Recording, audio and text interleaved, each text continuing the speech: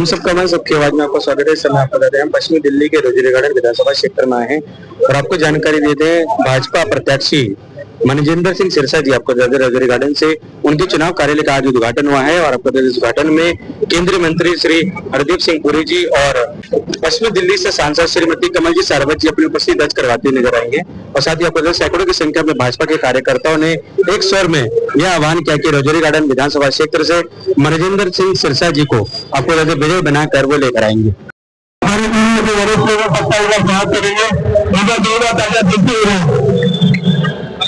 और सभी से आगे सभी लीडरों को पीछे बनाने और बचाते रहते हैं। लंबा बचान के लिए तो सब लंबा बचान देते रहेंगे।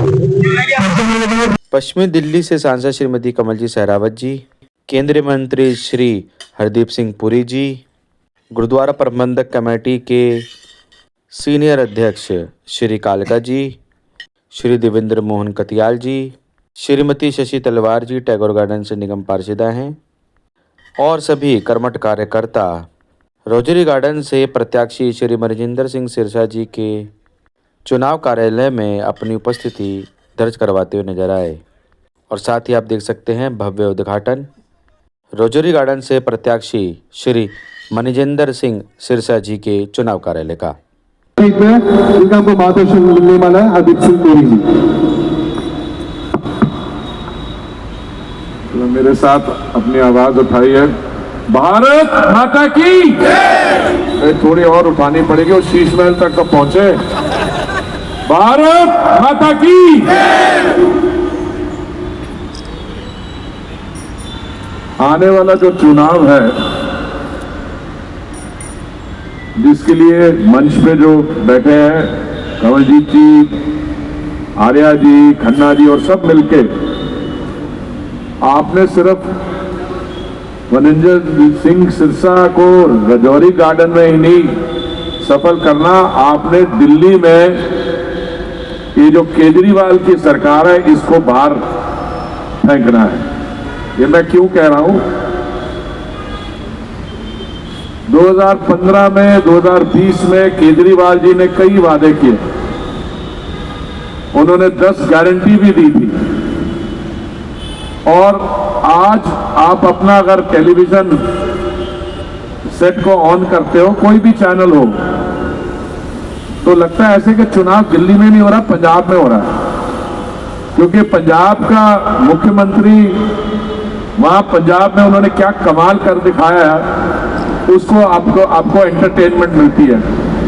तो पंजाब में उन्होंने क्या गारंटियां दी थी वो तो मैं सिर्फ 2 ही बताता हूं, आपके साथ शेयर करता हूं। एक उन्होंने कहा था कि हमारी हर एक परिवार में महिला बहन को 1000 रुपया एक महीने में देना होगा, ये कहा था। पंजाब का चुनाव 2020 में हुआ था, हाँ सॉरी 2022 में, और 23 का पूरा साल, 24 का पूरा साल, 14 महीने हो गए, 24 महीने हो गए, हाँ जी, पूरे 3 साल हो गए, मतलब 36,000 में बंदे ना पर तो वो तो दिए नहीं, अब कह रहे दिल्ली में आके देंगे। तो जरा जरूरी पड़ गया, हमारी जो बहनें हैं पंजाब की, उनको दिल्ली आके प्रोटेस्ट करना पड़ा और पूछना पड़ा भाई वो जो 1000 रुपये हमें मिल रहे थे उनका क्या हुआ। दूसरा इन्होंने कहा था कि मैं पंजाब को नशा मुक्त कर दूंगा, तो रोज सवेरे सवेर तो लेकर रात तक एक नशा मुक्त चेहरे नो देखने का सानू मौका मिलता है। और मैं आपसे ये कहता हूं, मैं खुद भी इलेक्शन लड़ा हुआ हूं पंजाब से, जो ड्रग माफिया पंजाब की है, जितनी फ्रीडम उनको मिली है और जितना उन्होंने गंद वहां मचाया है वो आप सब जानते हैं। इसलिए मैं पंजाब पे ज्यादा समय नहीं करूंगा, मैं दिल्ली की कुछ बातें करना चाहता हूं, आपके सामने रखना चाहता हूं। केजरीवाल जी कहते हैं कि हम तो दिल्ली में पता नहीं क्या कुछ कर देते हैं, पर ये हमें दिल्ली के जो लेफ्टिनेंट गवर्नर हैं वो हमें काम नहीं करने देते। तो मैं उनसे पूछना चाहता हूं, केजरीवाल जी आप वर्ल्ड क्लास हेल्थ सिस्टम मोहल्ला क्लिनिक बना रहे थे, आप वर्ल्ड क्लास एजुकेशन सिस्टम बना रहे थे, वो वर्ल्ड क्लास मोहल्ला क्लिनिक तो बंद हो गए महामारी के दौरान। आज कल मैंने अखबार में एक रिपोर्ट पढ़ी कि एक साल में 26% मोहल्ला क्लिनिक में जो लोग जाते थे वो कम हो गए, और 65 लाख वहां पे फर्जी का मतलब है ऐसे कोई लोग ही नहीं है, उनकी डायग्नोस्टिक और टेस्ट हुए वहां पे। स्कूल बनाने गए थे, कहते कि हम इतने नए स्कूल बना देंगे। जब एक आरटीआई होती है, राइट टू इंफॉर्मेशन एक्ट, उसमें क्वेरी में पूछा गया इनको, तो स्कूल तो बने नहीं। फिर उन्होंने कहा नहीं, स्कूल नहीं, हमने क्लासरूम बनाया है, और क्लासरूम भी क्या बनाया, और टॉयलेट जो बनाया उसको भी क्लासरूम में गिन लिया। ये हैं आपके केजरीवाल जी। और इनकी शुरुआत कहां हुई थी? इनकी शुरुआत हुई थी अन्ना हजारे जी के जो भ्रष्टाचार के खिलाफ आंदोलन किया था रामलीला मैदान। मेरे जैसे लोग थे वहां पे। अब मैं हाथ जोड़ के अन्ना हजारे जी से ये कहूंगा कि आपका जो आपने जिसको मंच में बिठाया था, आप खुद ही कह रहे हैं कि पावर में और वो शराब में एकदम मग्न हो गया, टून हो गया, की कही है, खुद ही कर गया। नहीं, अब देखिए आने वाले समय में अगर आपको लेफ्टिनेंट गवर्नर ने काम नहीं करने दिया, मुझे ये बताइए, जब आपने शराब का घोटाला किया तो कैसे आपने स्कूलों के बाहर RWS, गुरुद्वारों के, रिलीजियस स्थानों में, मंदिरों के बाद शराब के ठेके खोल दिए? नहीं, आपको नशा मुक्त नेता चाहिए, जैसे आपका है कई एक जगह, मैं उसकी बात नहीं कर रहा हूं, पर उसको तो लेफ्टिनेंट गवर्नर आपको रोक नहीं पाए। अच्छा, महामारी के दौरान जब सारी कंस्ट्रक्शन आप चाहते थे कि बंद हो जाए, उस दौरान आपने अपना शीशमहल कैसे बना लिया?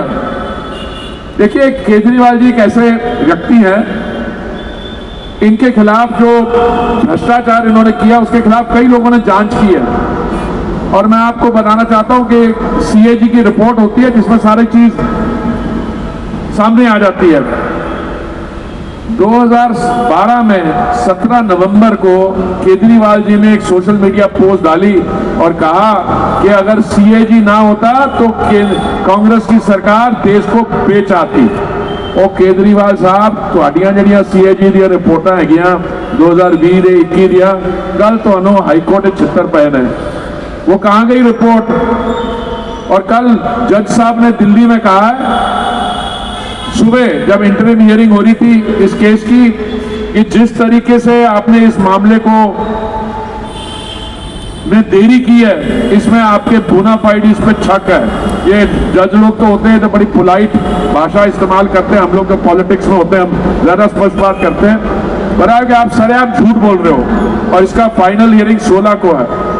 देखिए, मैं सरदार मनजिंदर सिंह सिरसा जी को बहुत साल से जानता हूं, इनका पर्सनल एक्सपीरियंस है, और ये हमारा सौभाग्य है कि हमारे साथ आके मिले हैं, दिल्ली में विधायक भी रहे हैं, और आने वाले समय में जो आपके इलाके में रजौरी गार्डन में और दिल्ली में बाकी स्थान में विकास की कोई कमी हुई है, सिरसा जी और मेरी बहन कंवलजीत जी मिलकर, मैं समझता हूं थोड़े ही समय में वो जो पिछली देर हुई है उसको पूरा कर देंगे। तो इसलिए मेरा आपसे रिक्वेस्ट है दिल से, आप 5 तारीख नहीं, 5 तारीख को तो आप आएंगे वोट करने, पर आज से लेके 5 तारीख तक जो भी हमसे हो सकता है पूरा अपना दम लगा के, और ये नहीं समझे कि ये सिर्फ सिरसा जी का और भारतीय जनता पार्टी का चुनाव है या आपका चुनाव है। तो जैसे अभी हमारी बहन बता रही थी कि मतलब अनऑथराइज कॉलोनीज, मैं उसके बारे में 1-2 मिनट ले लूं। ये अनऑथराइज कॉलोनीज को रेगुलराइज कराने का काम राज्य सरकार या में 2017 3 सितंबर को जोड़ा था। जैसे मैं आया, सबसे उस समय अहम मुद्दा या हमें प्रेसिंग डिमांड थी कि हमारी जो अनऑथराइज कॉलोनीज का काम 2006 से कांग्रेस की सरकार और जब से केजरीवाल जी इसको लटकाते रहते थे। और क्या हुआ, जब 2019 में हमने कई इनको पत्र लिखे, मैंने ये पार्लियामेंट में भी पेश किए हैं, ये हमेशा कहते अभी कर रहे हैं जी, अभी कर रहे हैं। 2019 में इन्होंने हमसे कहा कि हमें कुछ इसमें असेसमेंट करनी है, एक कमेटी बना रही है और कमेटी जो है वो 2021 के आखिर में अपनी रिपोर्ट देगी। उस समय तंग आके माननीय प्रधानमंत्री जी ने कहा भाई बहुत हो गया, ये यूटी गवर्नमेंट केजरीवाल से तो होगा नहीं काम, आप एक सेंट्रल लेजिस्लेशन ले आओ। मुझे याद इसलिए है कि नवंबर का महीना था 2019 का, सिरसा जी भी थे, मेरी छोटी बिटिया की शादी थी, मैं शादी को छोड़ के लोकसभा में उस बिल को पायलट करने गया था और हमने जो अनऑथराइज्ड कॉलोनीज में लोग रहते हैं उनकी रेगुलराइजेशन, उनका मलकाना हक हमने तो कर दिया 2019 में। फिर 2 साल महामारी आ गई बीच में, उसके बाद भी हमने काम किया, पर केजरीवाल जी ने हर एक कदम पे उस पर रुकावट डालने की कोशिश की।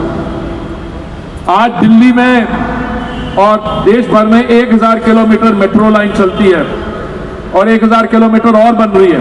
इस समय हम दुनिया में तीसरे स्थान पे हैं, चीन, अमेरिका और भारत। और अमेरिका में 1560 किलोमीटर मेट्रो है, हमारे यहाँ 1000 है। अगले कुछ महीनों में हम विश्व भर में दूसरे स्थान पे आ जाएंगे। और ये काम कौन कर रहा है? मोदी जी ने करवाया। पर आप इनकी बात सुनिए, आतिशी जी की, क्योंकि 50-50 होता है राज्य सरकार और केंद्र सरकार के बीच में। जब भी हमें इनकी सहायता की जरूरत थी, इन्होंने मना कर दिया। जो सुप्रीम कोर्ट ने जब जाके इंटरफियर किया, तब इन्होंने आरआरटीएस के पैसे दिए थे। मैंने तो हाथ जोड़ के केजरीवाल जी से कह दिया था, केजरीवाल जी आपको दिल्ली में आप नहीं चाहते विकास, तो आप रहने दीजिए, हम खुद कर लेंगे। नहीं, हम कर रहे हैं। प्रधानमंत्री आवास योजना, ये झुग्गी झोपड़ी क्लस्टर्स की बात करते हैं। माननीय प्रधानमंत्री जी ने आवास योजना जून 2015 में आरंभ की और देश भर में मोदी जी ने 4 करोड़ लाभार्थियों को आवास दिलाया। और जब तीसरी बारी आए 2024 में 3 करोड़ और आवास प्रॉमिस किए। और ये झुग्गी झोपड़ी कॉलोनी कहते हैं कि हम अगर इलेक्ट हो गए बीजेपी हटा, अरे भाई हम जो वहां पे रहते हैं लोग, उनको हमने जैसे कालका जी में पक्के फ्लैट दिए, 3200 फ्लैट दिए, अभी जेलर वाला बाग में दिए, अभी कठपुतली कॉलोनी बन रही है। तो मोदी जी का बस रहा तो सबको शानदार फ्लैट देंगे। पर केजरीवाल को कहा, मुझे कहते जी आप मेट्रो को ऐसे करना, डीटीसी का इन्होंने कहा था कि 11,000 बसेज होंगी, नई बसेज आएंगी। ओ करती 3000 रह गई बसेस, और वो भी जब कोई बस खराब होती है उसके में से कैनिबलाइज करके वो पार्ट्स लगा देते हैं। और जो नई बसेज है वो किसने दी है? मोदी जी दे रहे हैं, केंद्रीय सरकार दे रही है। इसलिए मेरे आपसे रिक्वेस्ट है, आज से लेके लग जाइए और 5 तारीख को जो चुनाव, ऐसा मैसेज भेजिए यहाँ से कि केजरीवाल की जो ये बातें बनाते हैं, पतंगड़ बनाते हैं कि हम ये गारंटी कर देंगे, वो गारंटी कर देंगे, और एक भी गारंटी नहीं। पानी, आप स्वच्छता की बात कर रहे थे और पानी की, मैंने उस दिन एक प्रेस कॉन्फ्रेंस में बताया 3 क्लस्टर के बाहर 1 नल है।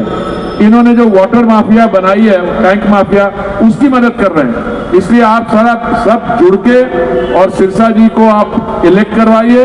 और मुझे पूरी उम्मीद है सिरसा जी और कंवलजीत जी आपके जो एरियाज की समस्याएं हैं उनको सिर्फ हल नहीं करेंगी, पर रजौरी गार्डन को फिर अपनी पुरानी शान और शानदार बना देंगे। बहुत बहुत धन्यवाद। भारत माता की, भारत माता की। क्या है वो, टेम्परेरी चीफ मिनिस्टर है या इंटरिम टेम्परेरी है? वो कहती है उनको क्राउड फंडिंग चाहिए। क्राउड फंडिंग मानते हैं ना जी? वो कहते हैं मेरे को 40 लाख की ज़रूरत है इलेक्शन लड़ने के, क्राउड फंडिंग। उनसे पूछो आपकी हर एक कंस्टिट्यूंसी में कितने वॉलंटियर काम कर रहे हैं और हर एक वॉलंटियर को रोज़ में कितना पैसा दिया जा रहा है।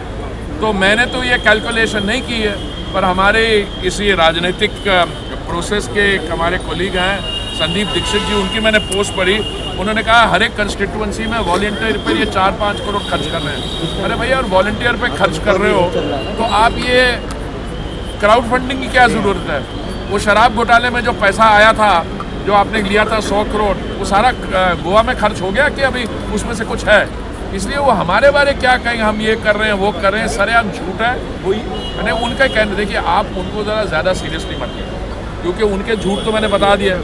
वो कहते कुछ हैं और करते कुछ और हैं। उन्होंने कहा था कि मैं तो आम आदमी हूँ, मैं गाड़ी में नहीं बैठूँगा, मैं वैगन आर की फ्रंट सीट में बैठूँगा, मेरी गाड़ी में मफलर पहनूँगा और मेरे को गाड़ी की ज़रूरत नहीं।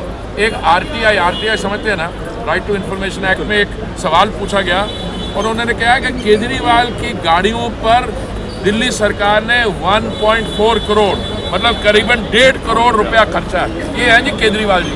और वो जो दूसरे उनके साथी, क्या नाम है, मनोज सिसोदिया, मनीष सिसोदिया, उन पे भी पूछा गया, कोई 45 लाख उन पे भी खर्च किया गाड़ियों पे। तो ये कौन है ये आम आदमी जो ऐसी बातें करते हैं? किसी के ऊपर FIR हुआ है दिल्ली में? अच्छा, मेरे इसके बारे में मुझे जानकारी नहीं है। पर और भी आप ये लोगों को बचाने के लिए, एक उनके वो MLA हैं, उनका क्या नाम है, अहमदुल्ला, उन्होंने कहा कि हमने 10,000 रुपया दिया एक व्यक्ति को, उसको यहाँ पे सेटल करने के लिए, फिर उनका आधार बनाने के लिए पैसा लिया, फिर हम उनको मकान दिलवाएंगे। ये तो झूठों की फैक्ट्री है। इन्फिल्ट्रेटर्स को यहाँ सेटल करते हैं। कल राहुल गांधी ने रैली किया, राहुल गांधी ने कहा कि मोदी और केजरीवाल दोनों एक है, दोनों ही झूठे प्रोमिसेस करते हैं। यार वो राहुल गांधी थोड़ा परेशान है, उसको आप क्यों दुखी कर रहे हो? अभी मोदी जी गए थे कश्मीर में, वो हैं वो इंडिया अलायंस के, उन्होंने मोदी जी की इतनी बड़े अच्छी चीज़ें की, मोदी जी ने कहा मैं बातें पूरा, राहुल गांधी उसमें से रह गया। अब राहुल गांधी को क्या चाहते हो? राहुल गांधी वो उसको अभी आया कल, वो छुट्टी मना के विदेश कहीं गया इकोनॉमिकली वाइब्रेंट कंस्टिट्यूएंसी, यहाँ पे बिजनेस कम्युनिटी है, यहाँ पे और भी जो काम करना है अनऑथराइज्ड कॉलोनीज का जो केजरीवाल जी रोके रहे, इस बार दिल्ली में भी हमारी सरकार बनेगी, केंद्र में हमारी सरकार है, तो सारा ये भी काम पूरा हम करेंगे। अरे सोनिया आते जी को पूछो तो अब ये क्राउड फंडिंग कर रही है और बिना अरे मेरे देखो FIR किसने दर्ज किया मुझे मालूम नहीं है, पर FIR वो तो पुलिस जांच करेगी उसका। अरविंद केजरीवाल ये कह रहे हैं कि नई दिल्ली स्टेज पर जो है प्रवेश वर्मा पैसे बांट रहे हैं। अरे मेरे भाई प्रवेश वर्मा की बात क्या क्यों कर रहे हैं? प्रवेश वर्मा ने बोल दिया ऑलरेडी, मैंने भी पढ़ा कि वो उनके फादर के टाइम का कोई NGO जो भी है उनको छोड़ दो, उनको अतीश को तुम अपनी सीट संभालो। अब ये लोग इनका फ्रस्ट्रेशन लेवल बढ़ रहा है और फ्रस्ट्रेशन बढ़ने के कारण ये बेहुदा बातें कर रहे हैं। राहुल गांधी ने कहा कि हमारी पार्टी और बीजेपी की है। भैया मेरे भाई आम आदमी पार्टी और बीजेपी एक है यार, मतलब पूछो थोड़ी भारत हिंदी यार, थोड़ी सी यार की बात करो, हम किसके साथ हो सकते हैं? आम आदमी पार्टी पिछले चुनाव कितने चुनाव हमने छोड़े यार। केजरीवाल ने ये कहा है कि राहुल गांधी कांग्रेस बचाने के लिए जी I would recommend him for Comedian of the Year award, Kejriwal सीधा मुंह। अरे जी देखिए जी, अरे भाई तूने खुद बोला 2012 में अगर CAG ना होता तो कांग्रेस ने देश को बेच दिया होता। हम अपनी CAG रिपोर्ट तो सबमिट कर दे यार। अच्छा भैया, थैंक यू। राजौरी गार्डन विधानसभा क्षेत्र से भाजपा के प्रत्याशी श्री मनजिंदर सिंह सिरसा जी के चुनाव कार्यालय के उद्घाटन पर केंद्रीय मंत्री श्री हरदीप सिंह पुरी जी, पश्चिमी दिल्ली से सांसद श्रीमती कमलजी सहरावत जी, वरिष्ठ नेता श्री सुभाष आर्य जी, टैगोर गार्डन से निगम पार्षदा श्रीमती शशि तलवार जी, गुरुद्वारा प्रबंधक कमेटी के अध्यक्ष रहे श्री कालका जी और पश्चिमी दिल्ली से वरिष्ठ भाजपा के नेता श्री राजीव बब्बर जी भी अपनी उपस्थिति दर्ज करवाते हुए नजर आए। उद्घाटन पर पहुंचे, क्या कुछ कहेंगे? आज रजौरी विधानसभा के हमारे प्रत्याशी श्री मनजिंदर सिंह सिरसा जी के कार्यालय का उद्घाटन हुआ है। भारतीय जनता पार्टी के और रजौरी गार्डन के सभी जनता जनार्दन यहाँ पर उपस्थित है। ये कार्यालय आज जिस शुभ मुहूर्त में यहाँ पे हमने शुरू किया है, सब लोगों ने संकल्प लेकर किया है कि दिल्ली के विकास के लिए हम सब मेहनत करेंगे। और एक झूठा व्यक्ति जिसने 10 साल दिल्ली को सिर्फ झूठ बोला है, षड्यंत्र किया है और दिल्ली राजधानी होने के आगे इसका विकास होना चाहिए था, लेकिन इसको पीछे किया है। तो उस जनता के बीच में आज हम आए हैं और सबने इस बात का मन बना रखा है कि इस बार दिल्ली में विकास की गति को बढ़ाने के लिए भाजपा की सरकार चाहिए और जनता का ये मूड हमें साफ नजर आता है। सीएम आतिशी कह रही है कि प्रवेश वर्मा लगातार पैसे बांट रहे हैं और मुझसे बिना पूछे FIR दर्ज कर दी गई। सरकारी गाड़ी का इस्तेमाल किसी भी चुनाव में नहीं हो सकता। ये पढ़े लिखे मुख्यमंत्री जी को पता होना चाहिए। उन्हें प्रोटोकॉल तोड़ते हैं और फिर वो इल्जाम लगाते हैं। अर्बन नक्सलाइट खुद को कहते हैं, तो इसमें कुछ बड़ी बात नहीं है, वो कुछ भी कह सकते हैं। नमस्कार। एक मिनट।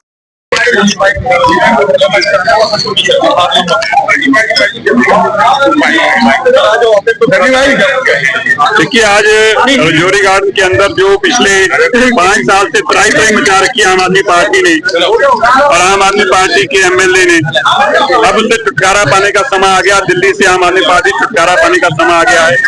आज हरदीप पुरी जी ने आके हमारे यहाँ ऑफिस का उद्घाटन किया है।